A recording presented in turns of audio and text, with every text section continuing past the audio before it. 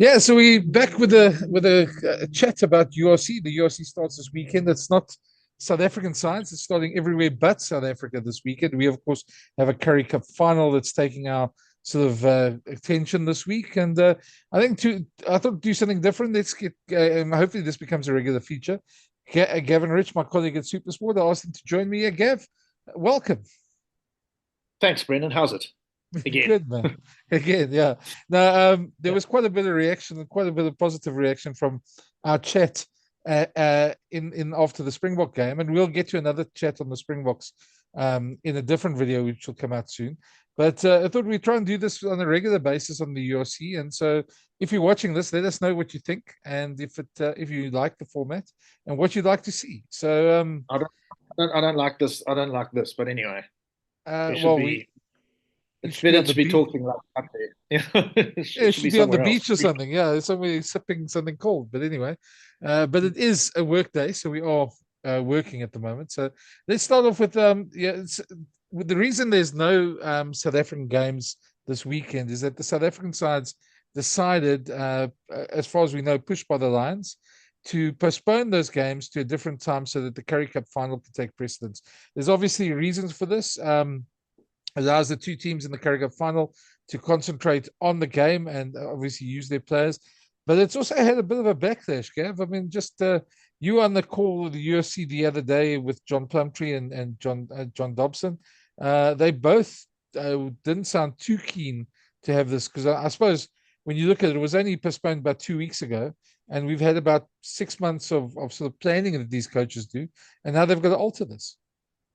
Well, actually, my first conversation about it was actually with John Plumtree at Pirates the day before the All Black Test. He was a guest speaker then, and we had a sort of private conversation about it. And it was clear. I mean, obviously, it wasn't for publishing, but it was clear then that he wasn't happy. He said to me, he said, they only made this decision 2 days ago, and obviously, I've spoken to Dobbo away from that URC. Uh, Briefing that we had the other day. And I think the words that he used when I asked him how he felt about it, he said, he's a very wordy person, Dobbo. He's written a book or two. He said that we were incandescent with rage. So, and I can understand it. Look, the first time I heard about the change was actually from you because you'd been at some function in Pretoria, and I think Jake had told you it Mm. was going to happen. And I was actually pleased about that because I think that I thought it was idiotic to play a Stormers Bulls game in the first game of the season. It always takes people to get back into a URC season. Oh no, in this country we have a 12-month a year season these Mm. days. But like when a competition starts again, it takes a while for people to get into it. And I think a Bulls Stormers game in February or March, which is when it will be rescheduled to, will probably attract a full house. Whereas at this time of the year, under strength because of the Boxer in Argentina, it wouldn't have quite the same appeal. So from that point of view, I think it was great, but that they've postponed it. But I just think that, as I think Plumtree said, it was just a very poor show, and I think Dobbo also said the same thing, that they changed it so late, and also nobody understands why they changed it because apparently the three franchises, the Bulls, the Sharks, and the Stormers, voted against the change. It was obviously only the Lions who were for it, but it sounds like almost like it was an SA Rugby decree that they didn't want to they let the URC get in the way of the Currie Cup final, which I think is a bit short-sighted, and I think it should be a bit problematic to the people who run the URC, quite frankly, that because it's actually happened. This is the second time something like this has happened. Remember that the Springboks played against Wales in their first test of the year on the same day as the URC final, which I can't see being completely the URC organisers being completely happy with. Yeah. No, well, I mean, look, you can understand from that point of view. I can understand from SA Rugby wanting the Currie Cup to be the main sort of focus, but you sort of almost get the feeling that these decisions could have been taken when they put the fixtures out. I mean, these things get done months in advance.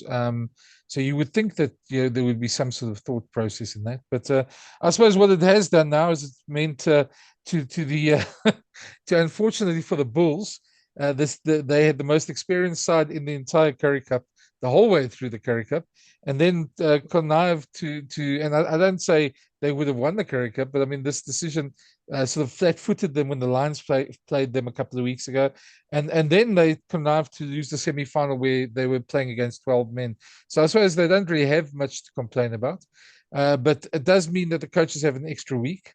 But you'd hope in the future that these sort of things don't get in the way again. But saying that, you mentioned a 12-month season, there's not a week open anywhere. So I suppose that's part of the problem, is that just you've got to fit this all in.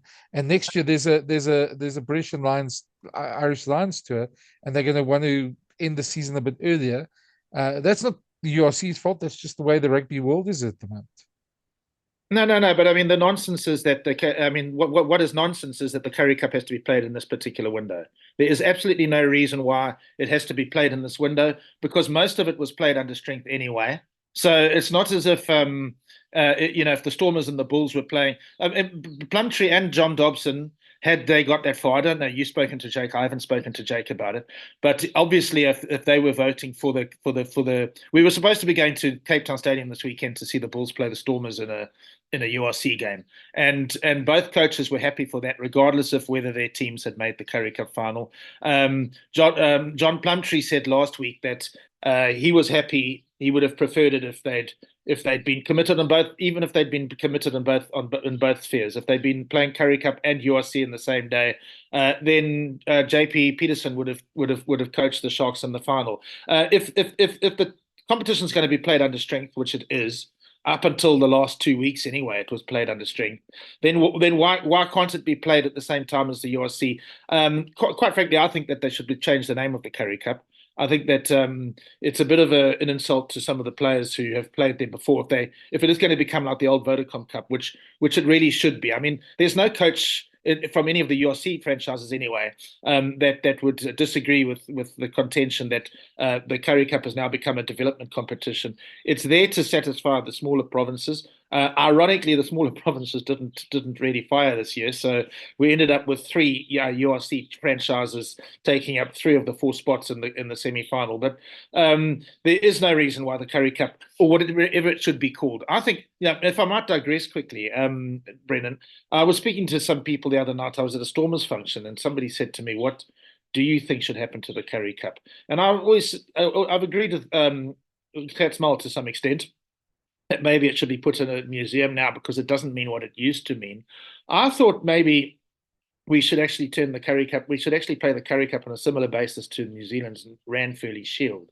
So a team is the Currie, like we play, we let's say the Sharks win on Saturday, or the Lions. I mean, the Sharks are sort of expecting the Sharks to win. Or the Lions win.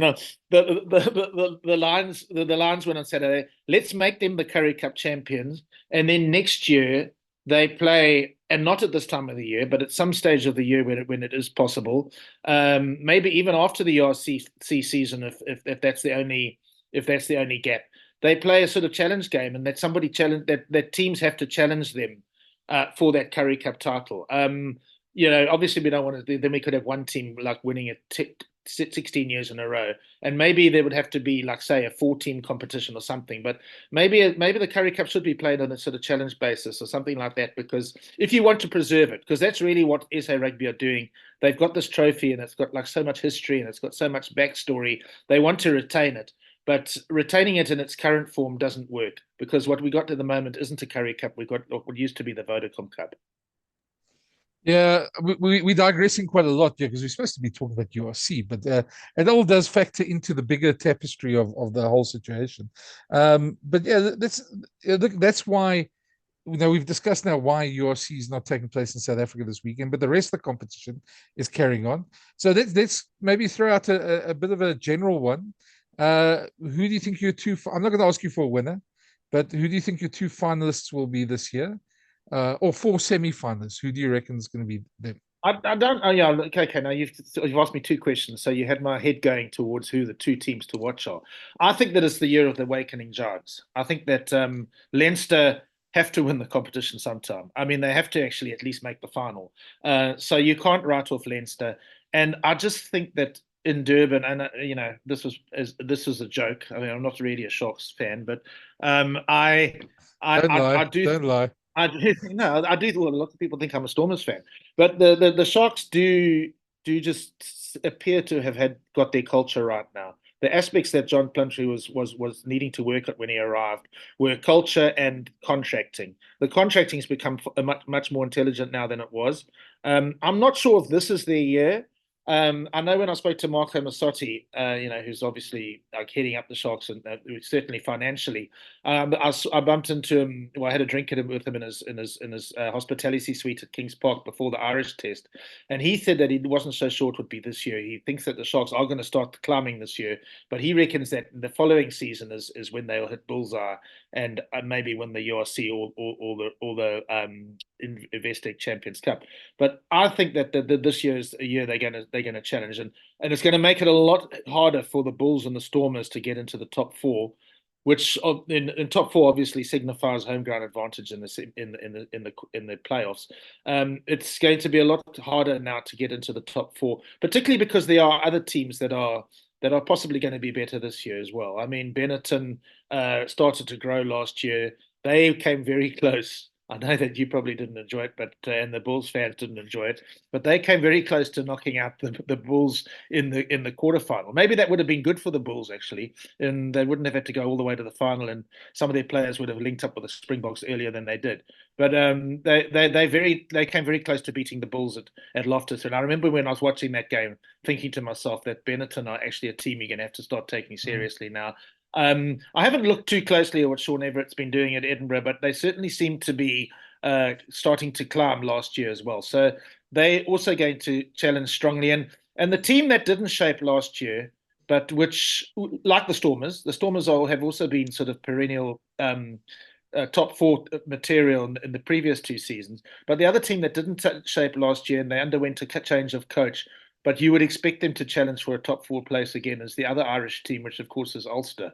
So it's actually a bit of a logjam. I mean, what it really adds up to, Brendan, is that you can't lose games in the competition this year, Mm. and that's why I feel a bit concerned for the Sharks.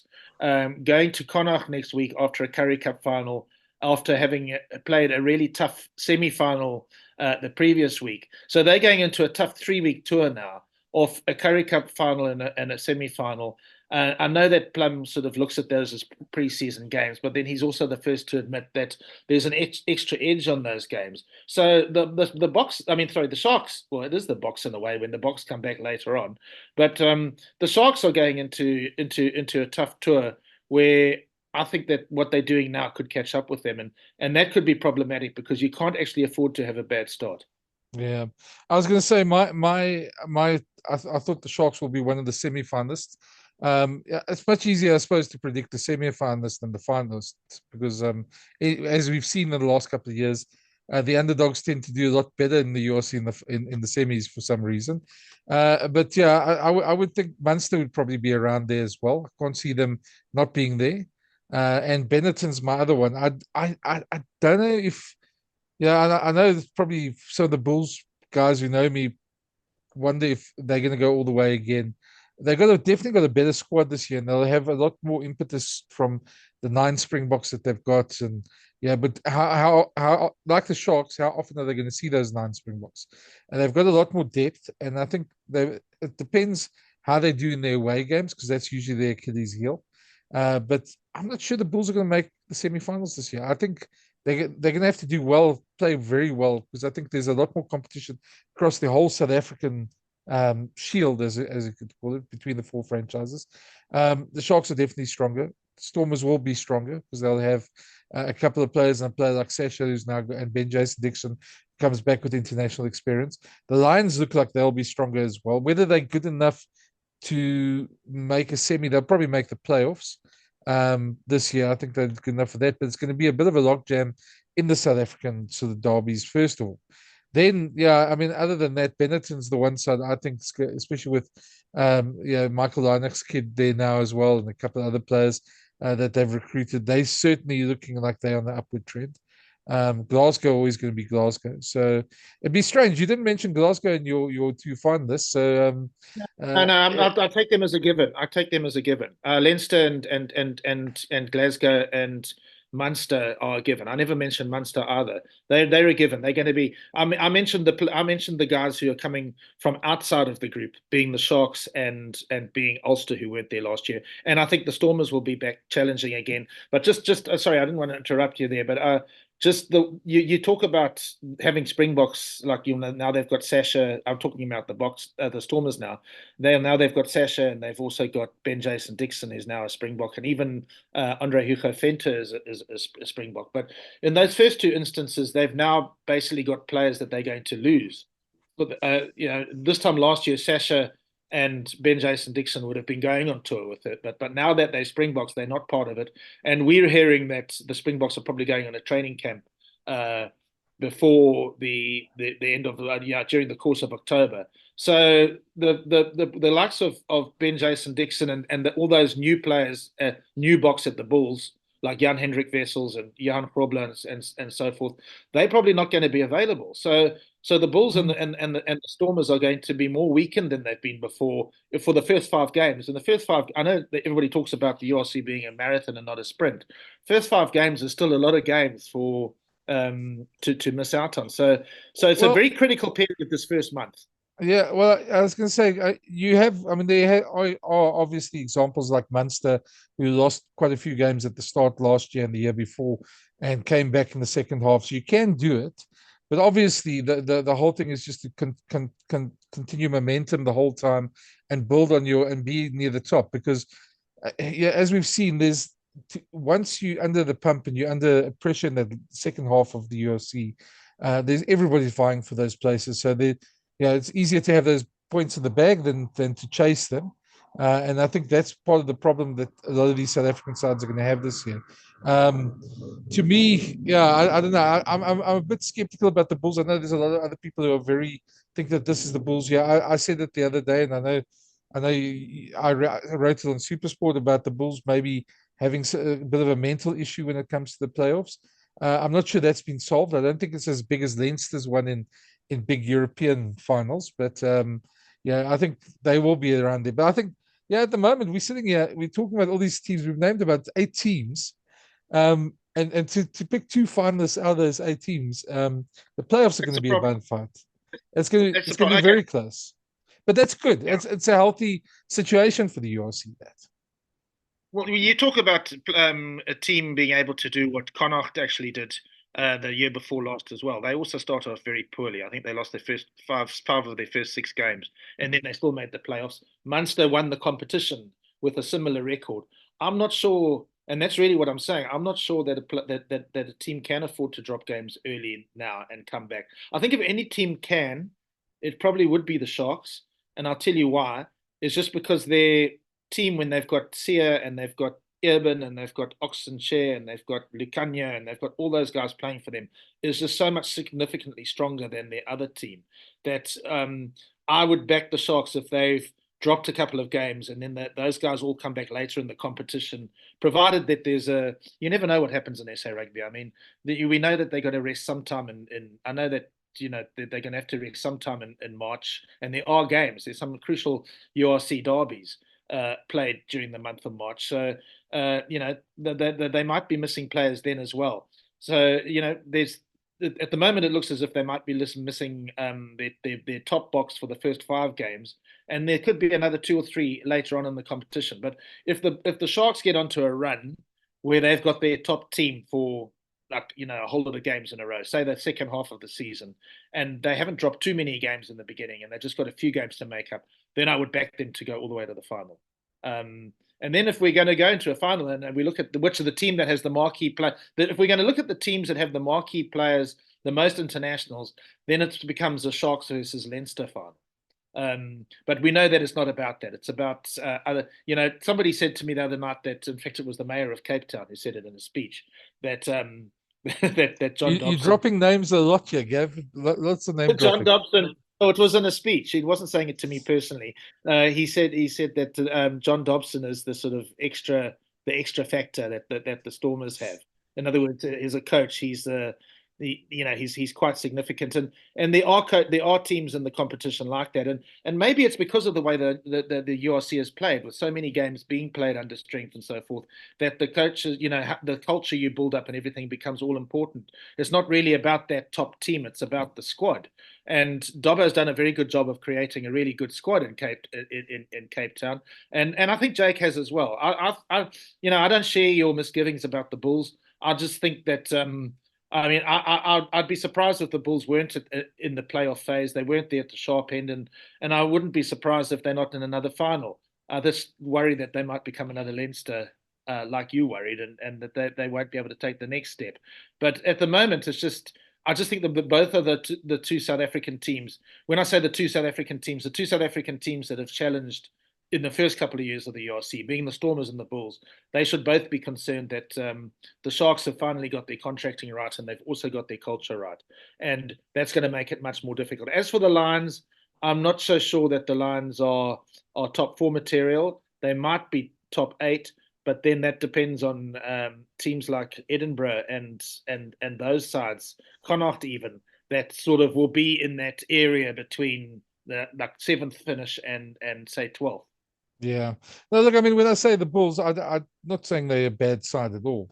They've got a lot of depth, etc. But to me, losing those Springboks for a large part of the season, for the first part of the season, plus the fact, that there's going to be so much more competition this year, makes me think they'll definitely be in the playoffs. I don't think they'll not be out of the top eight.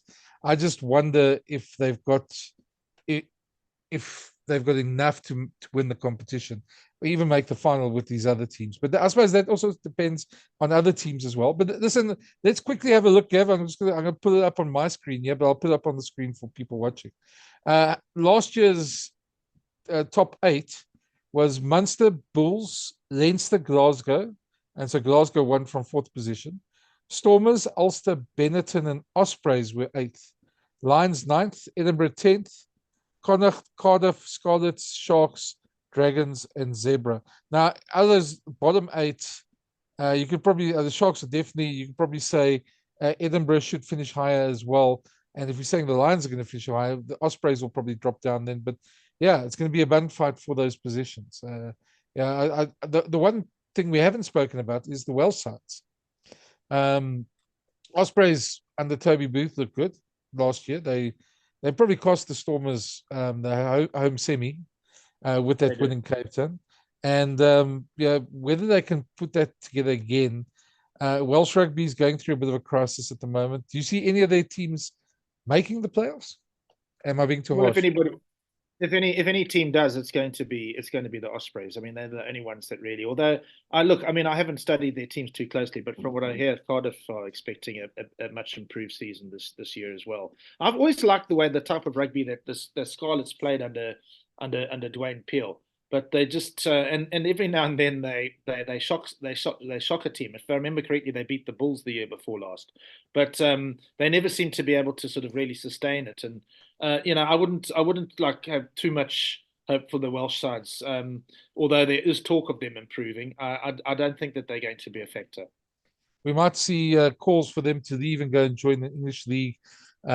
Hasten if that does happen.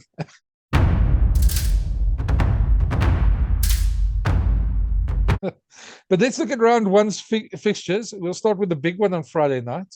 And then, Gav, let's give a prediction for each game. And that's how we'll leave each game every week.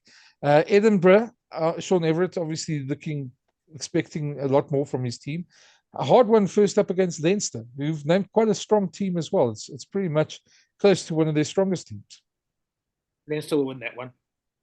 Yeah, I also think Leinster will. I mean, they don't have Erke or Geordie there. They're obviously going to get stronger, but they've got so much depth at Leinster. By how much? And Edinburgh, but the only thing is that Edinburgh are obviously going to target this game because they're coming to Pretoria next week, so they know that it's a must win for them.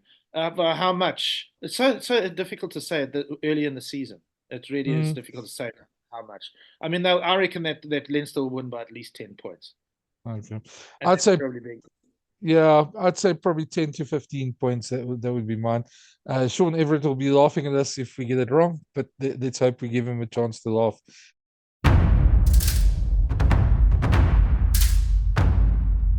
Friday night's other game, Cardiff against Zebra. Obviously, not one that's going to draw too many foreign eyes over there. One of the smaller fixtures of the weekend, but Cardiff should be able to win that one. It's in Cardiff, so you give it to them. Yeah, I'd give it to them by 8.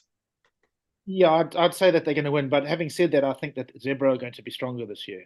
So, yeah. So yeah, you never know with Zebra. I've just got a feeling that they're going to be stronger this year. But I agree, Cardiff by Yeah. 20.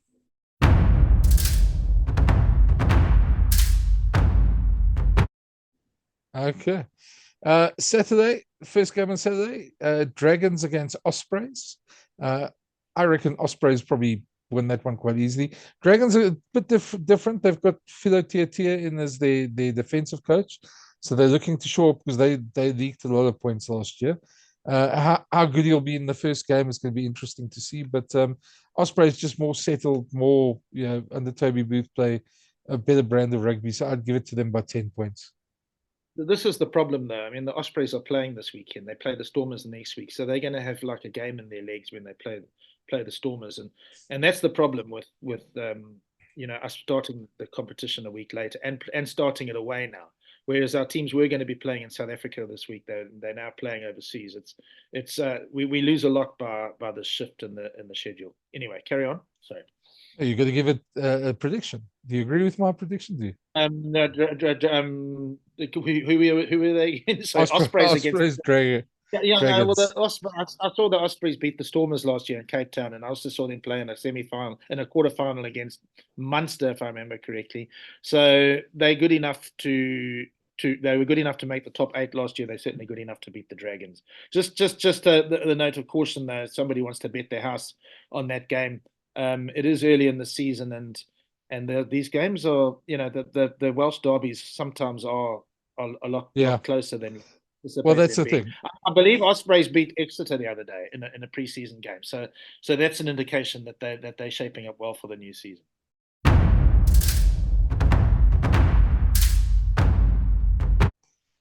Then the next game is another derby, Munster Connacht at Thomond Park. I reckon it's apparently Jean Klein's playing, and that will be the big interest for the Springbok fans to see him have his first game back for months. But yeah, I think probably it's hard to. It's a derby, so it's hard to predict. But being at Thomond Park, I'd probably say Munster would win it, but a close one. I'm not going to disagree with you. I'd say Munster by between 6 and 10.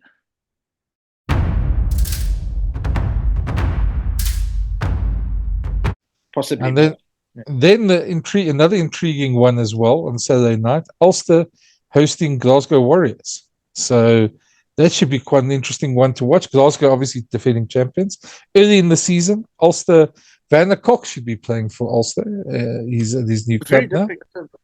It's a very tough game actually for both teams to start the competition with. Yeah. Although admittedly the Stormers were playing the Bulls this weekend. I mean that's a tough game for both teams as well. Yeah. I mean for the Bulls to come to Cape Town for the first game is also tough. So it's if you're asking me to predict a winner between Ulster and Glasgow Warriors, again because it's early in the season and we don't know the sort of preseason form. I would almost say that, like, because they're playing at home, I might tip Ulster to score an upset here. I think I'll go for Glasgow, yeah, but also very close within a score. Just because I think Franco, probably that momentum from last season, will probably see them through. But it's going to be an intriguing game to watch as well.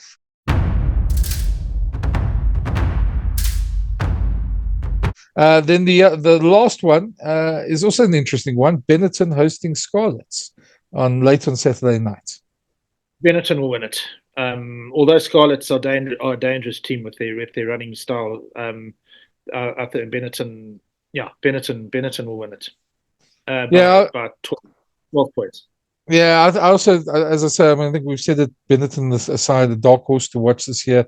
Really looking forward to seeing what Marco Bartolome does with them. And they surprised a lot of people last season. They were up in the top 4 a couple of times, during the season, eventually dropped a bit out. But yeah, I think they'll be better this season as well. So Yeah. Benetton by 10 for me, I reckon. Yeah.